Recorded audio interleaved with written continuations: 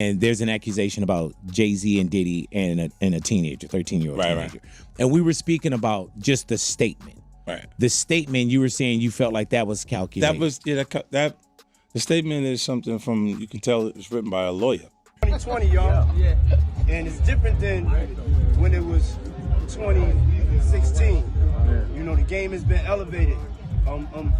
As we can tell, there's no expense being spared. We had a black billionaire's lunch. Yeah. You understand? Right. And we here together, and we're going to keep staying together. We getting tighter.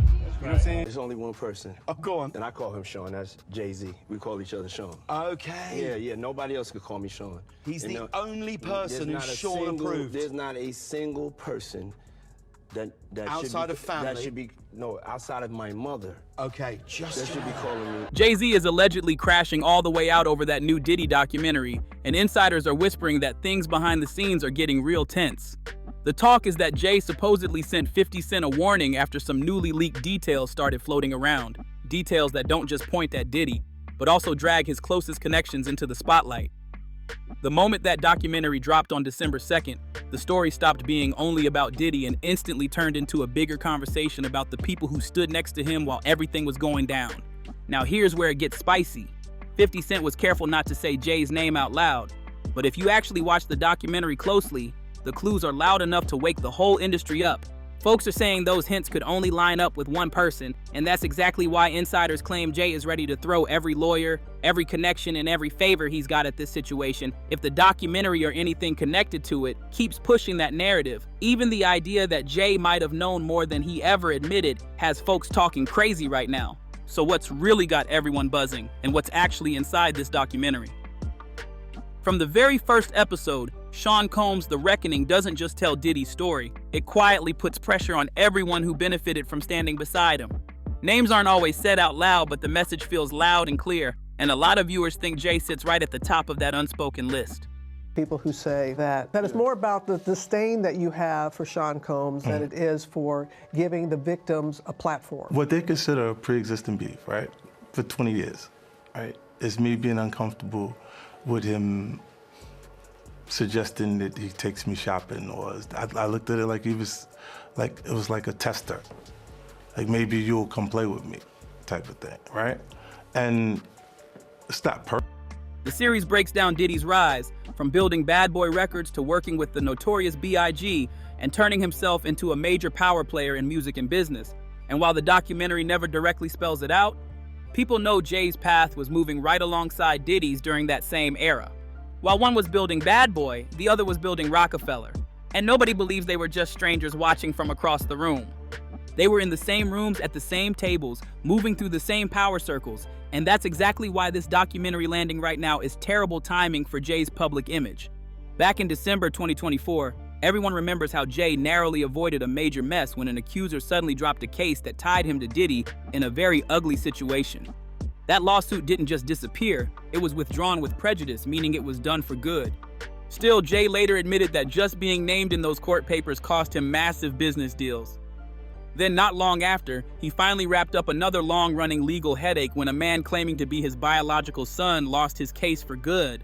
That claim had been dragging on since 2010, and in 2025, a federal judge shut it down completely, dismissing it without leave to amend so it could never be brought back again. So you can already picture how stressed Jay is right now with the threat of another major battle looming, especially with 50's documentary sitting out there like a ticking time bomb.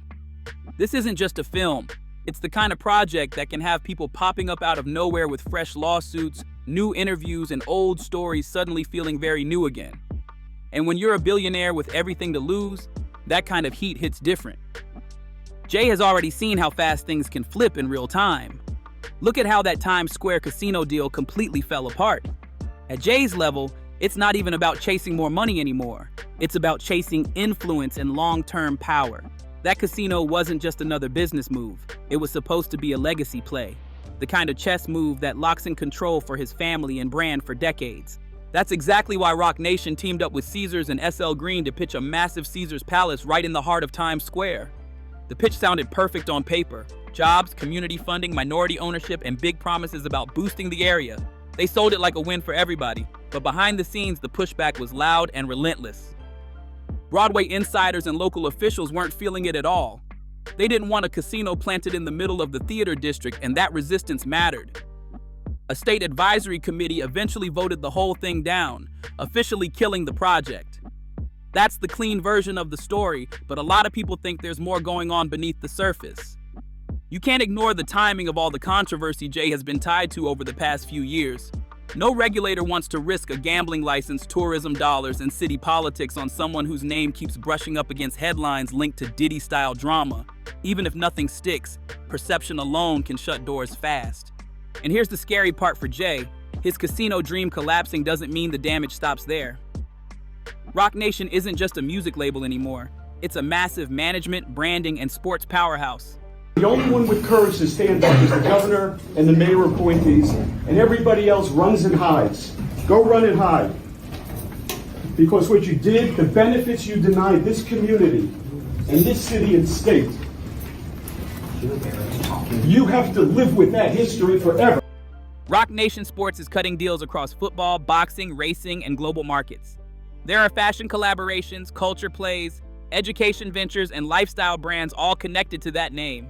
If this documentary turns into a full-blown PR mess, every single one of those partnerships could start looking shaky. Jay has spent years polishing his image as a mentor, a mogul, and a clean businessman. One wave of bad press tied to the wrong narrative could put all of that under serious pressure. And it doesn't stop there, because Jay has even more high-profile sports projects lined up, including electric racing series and global events where his name alone pulls in sponsors, investors, and viewers. These aren't random side hustles or quick flips. These are reputation businesses, and that's where things get shaky. Reputation-based money is fragile because the people cutting checks aren't just buying Jay's catalog or resume, they're buying the story wrapped around his image. So when 50 Cent drops a documentary that threatens to crack that story wide open, while setting up more content that slowly drags Jay into the spotlight, it becomes a direct threat to every boardroom that bet on Jay's clean image. Every executive who vouched for him suddenly has to ask if they backed the right guy. Now here's where it gets interesting, because a lot of regular folks would say 50 is playing a dangerous game too. He might not have billion-dollar partnerships like Jay-Z, but he's built serious multi-million-dollar brands. Between his liquor ventures, touring off his legendary catalog, and dominating TV with shows like Power and BMF, 50 is far from broke or desperate. But the difference is loud and clear. 50's brand has always been chaos. His audience expects him to troll, to throw shots, to clown whoever's in his crosshairs.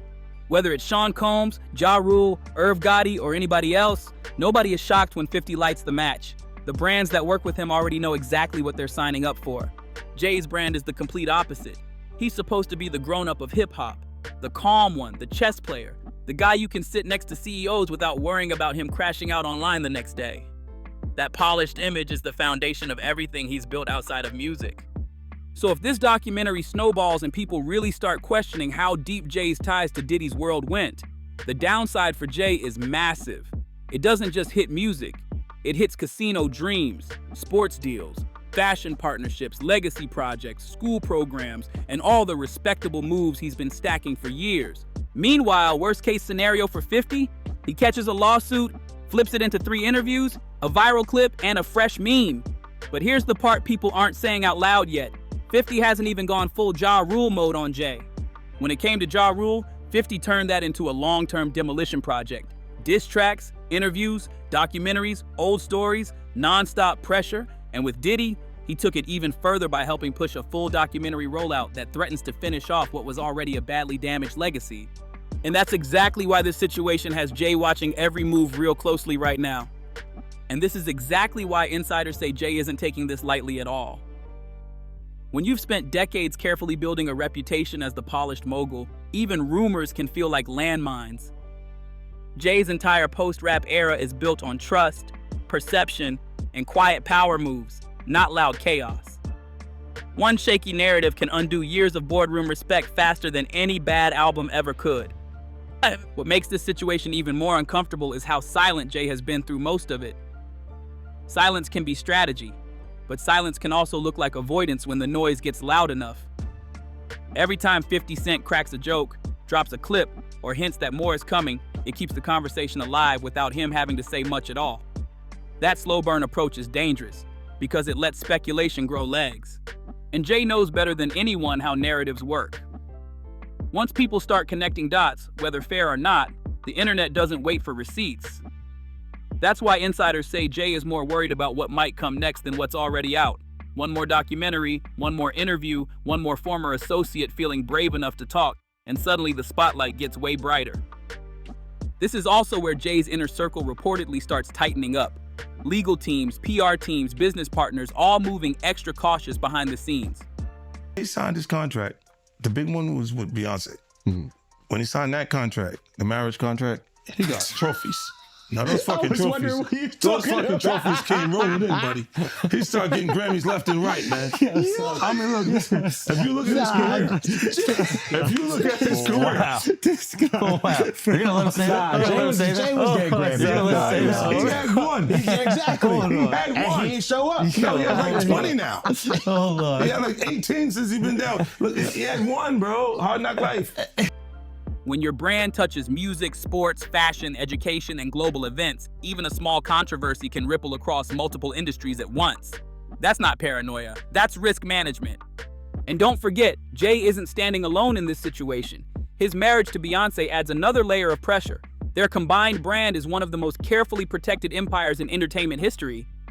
Any situation that threatens that image isn't just personal, it's financial, cultural, and global. Meanwhile, Sean Combs remains the center of the storm, but the edges of that storm keep expanding. The more stories surface, the more people start asking who else knew what and when. That question alone is enough to make even the calmest mogul uncomfortable. And here's the wild part. Jay can't win this by responding emotionally. If he claps back, he risks breaking the exact image that keeps him powerful. But if he stays too quiet, others control the narrative for him. That tightrope walk is brutal, and one wrong step could shift how he's viewed forever. This isn't about music anymore. It's about legacy, perception, and who survives when the spotlight stops being optional. And right now, that spotlight is getting hotter by the day. And this is why people close to the situation say Jay's biggest fear isn't a courtroom, it's the slow drip of suspicion.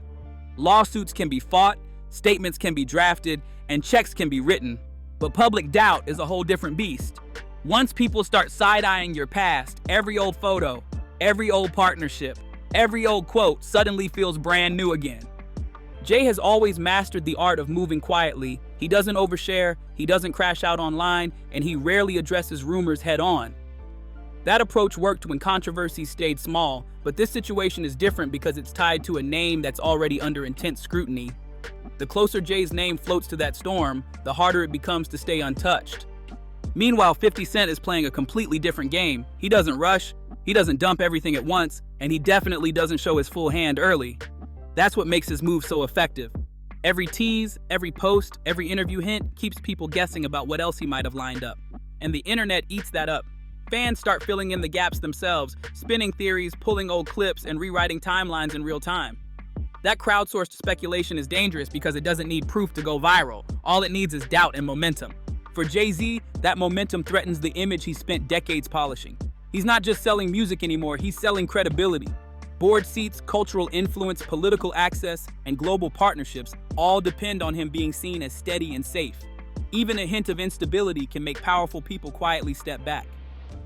That's why insiders say Jay's team is watching every move closely, not just from 50, but from anyone connected to that era.